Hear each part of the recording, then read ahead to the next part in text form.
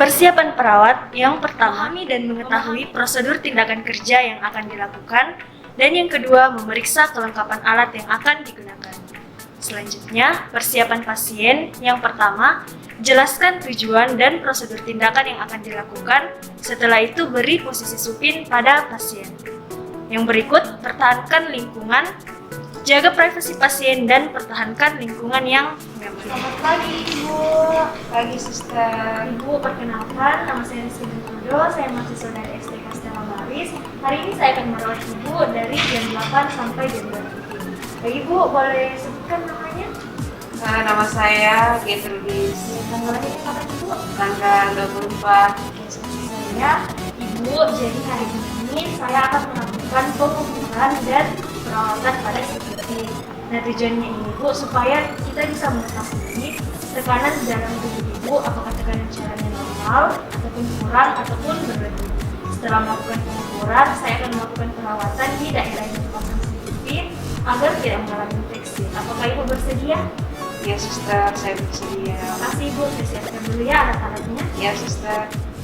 Pengukuran CVP atau Central Venous Pressure merupakan suatu tindakan memasukkan kateter polietilen ke dalam atrium kanan untuk mengetahui yang pertama adanya tanda dan gejala kegagalan dalam sirkulasi, yang kedua mengetahui tekanan dalam atrium kanan dan vena sentral, yang ketiga sebagai lokasi pengambilan sampel darah vena untuk pemeriksaan laboratorium, dan yang keempat sebagai pedoman resusitasi pada pasien yang membutuhkan cairan, dan yang terakhir sebagai jalur pemberian nutrisi parenteral dan pemberian cairan. Indikasi tindakan pengukuran dan perawatan CVP dilakukan pada pasien yang memiliki kondisi serius atau kritis yang dapat berujung pada terjadinya shock. Yang kedua, pasien yang memerlukan pemberian cairan, elektrolit, dan vasoaktif. Selanjutnya, pasien yang memerlukan nutrisi melalui parenteral. Kemudian, pasien dengan kondisi gagal jantung dan memerlukan akses untuk pemasangan alat pacu jantung. Selanjutnya, pasien yang kesulitan diberi tindakan melalui perifer. Kemudian, pasien yang perlu dilakukan penilaian tekanan darah. Selanjutnya, pasien yang perlu dilakukan pemeriksaan sampel darah rutin, SpVO2 dan SpO2. Dan yang terakhir, pasien yang memerlukan akses terapi pengganti ginjal seperti hemodialisis, SLEDD, dan CRRT. Selanjutnya, kontraindikasi dilakukan tindakan ini. Yang pertama, pada pasien dengan kondisi gaduh gelisah, delirium, dan tidak kooperatif. Yang kedua, pada pasien yang mengalami luka infeksi ataupun luka bakar. Yang ketiga, pada pasien yang mengalami kelainan anatomi. Yang keempat, pasien yang memiliki gangguan hemostasis seperti DIC, trombosis, dan penggunaan terapi antikoagulan. Dan yang kelima, pasien dengan kondisi pasca tindakan mastektomi, tiroidektomi, dan aphasia.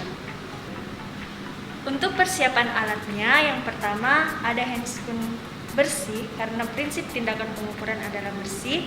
Yang kedua ada manometer line beserta selang penghubungnya. Yang ketiga ada cairan infus, yaitu cairan NaCl 0,9% karena cairan ini adalah cairan yang paling mirip dengan cairan tubuh. Kemudian ada water pass.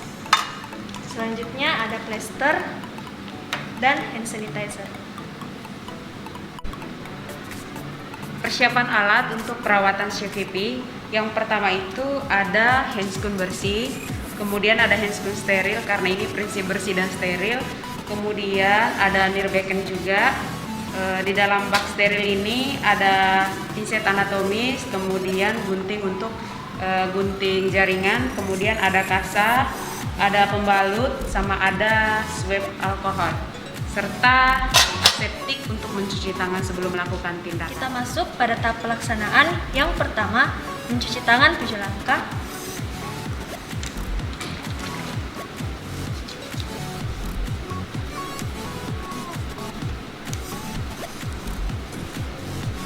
Selanjutnya, menggunakan handscoon bersih.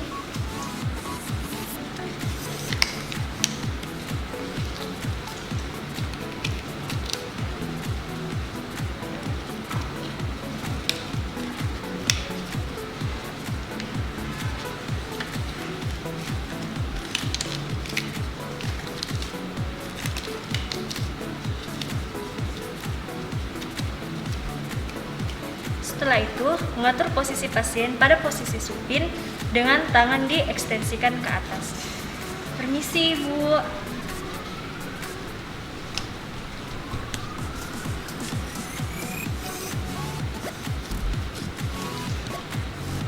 Selanjutnya, membuka baju pasien untuk menghubungkan selang kateter CVP ke manometer dan selang infus. Ibu permisi ya, bajunya saya bantu bukakan atau Ibu membuka sendiri. Saya bantu ya Ibu.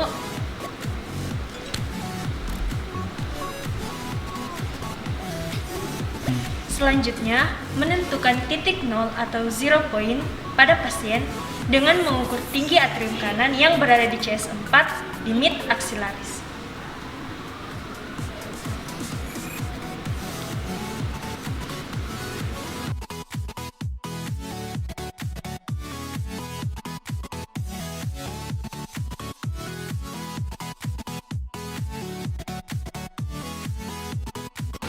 Setelah mendapatkan 0 point, beri tanda menggunakan plaster.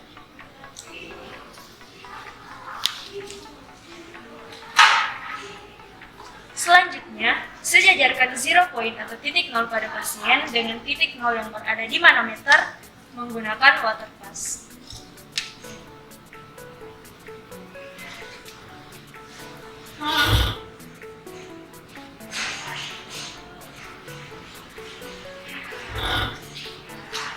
Setelah sejajar, sambungkan selang kateter CVP, manometer line, dan selang infus menggunakan 3-way stopcock.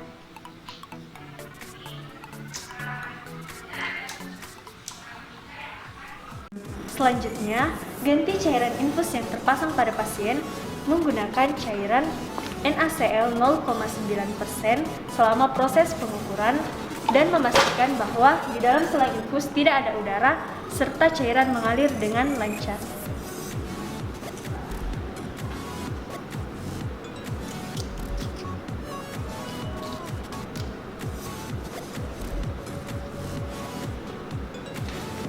Selanjutnya, hubungkan selang kateter CVP dengan manometer line dan selang infus menggunakan 3-way stopcock.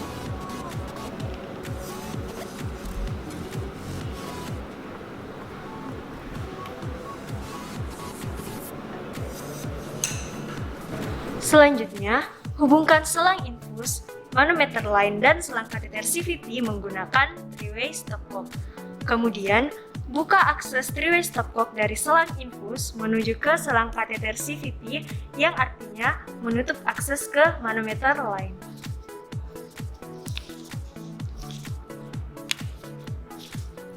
Setelah itu, alirkan cairan dari selang infus menuju ke kateter CVP dan pastikan bahwa cairannya mengalir dengan lancar serta tidak terjadi sumbatan. Setelah itu, klem infus, lalu buka akses 3-way stopcock dari selang infus menuju ke manometer yang berarti menutup akses menuju kateter CVP.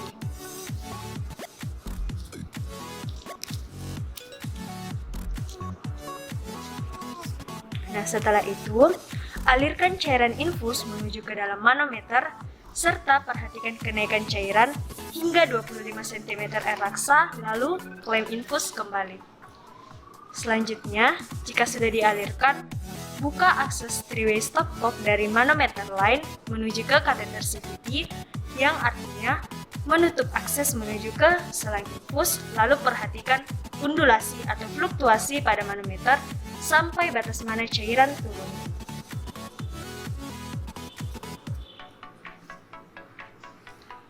Perhatikan undulasi atau fluktuasi pada manometer sampai batas mana cairan turun. Kemudian, catat dan nilai CVP berdasarkan undulasi pada manometer. Jika nilai CVP kurang dari 4 cm raksa, maka CVP dikategorikan rendah. Jika nilai CVP 4-14 cm raksa, maka CVP dikategorikan normal, dan jika nilai CVP lebih dari 15 cm air raksa, maka CVP dikategorikan tinggi. Pada pasien ini, nilai CVP berada pada angka 7, yang artinya nilai CVP dikategorikan normal. Selanjutnya, buka akses 3-way stopcock dari infus menuju ke kateter CVP, lalu alirkan kembali cairan infus ke tubuh pasien.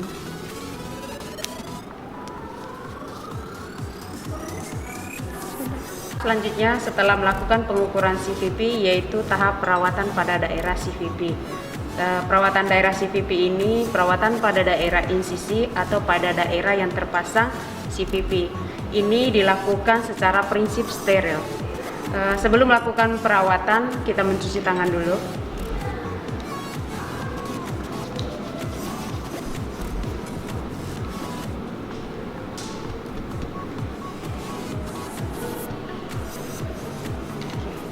Kita pakai handscoon bersih.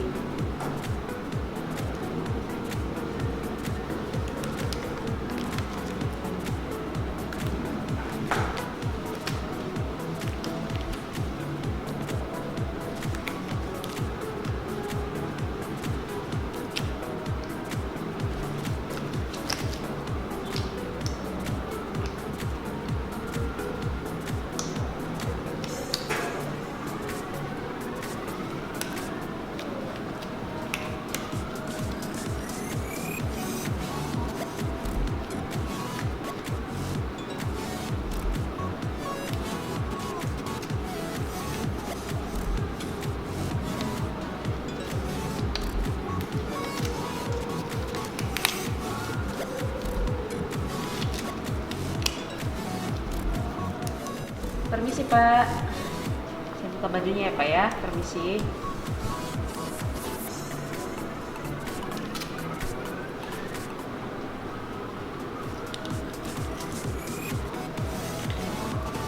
Permisi Pak.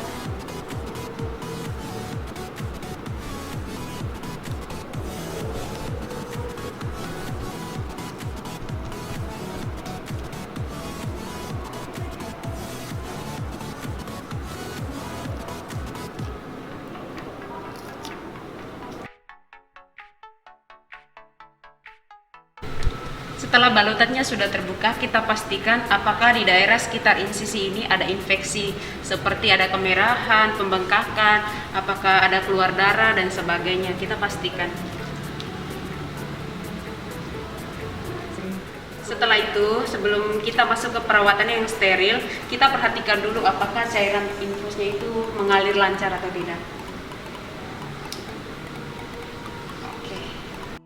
Setelah itu kita buka handscoon bersih ganti dengan handscoon steril. Sebelum itu kita mencuci tangan dengan prosedur.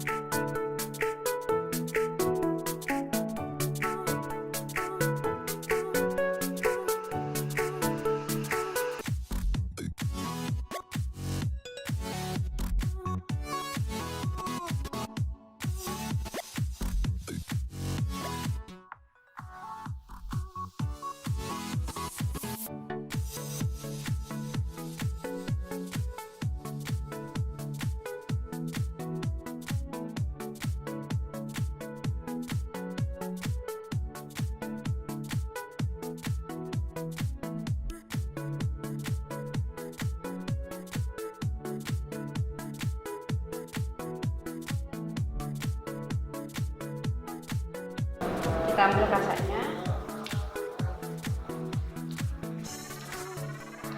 Cara bersihnya itu dari dalam keluar ya, pelan-pelan.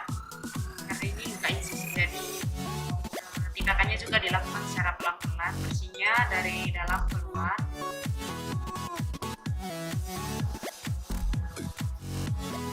Ganti lagi. Keluar.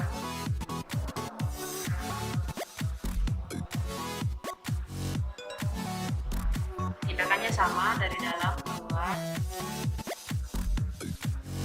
Kemudian pastikan apakah di daerah sekitar insisi ini ada jaringan nekrosis atau jaringan yang sudah mati. Kalau misalkan ada, jangan langsung digunting ya. Jangan langsung digunting, tapi kasih basah dulu di sekitar lukanya supaya daerahnya itu bersih pada saat digunting.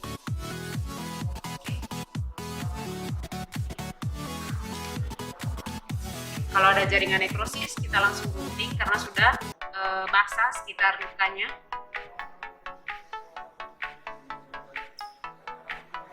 Kalau ada, kita gunting lagi, buang.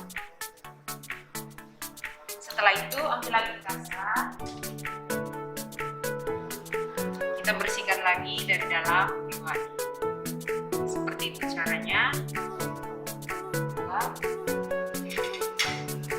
Kemudian ambil yang baru,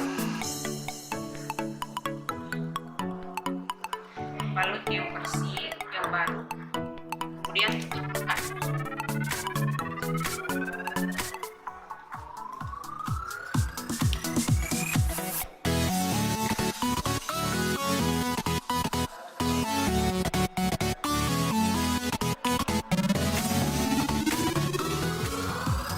Ketika sudah selesai melakukan perawatan CPP, kita atur kembali posisi pasien, kita rapikan kembali, kita kasih kembali bajunya. Permisi ya Pak. Kembalikan posisi pasien, matanya.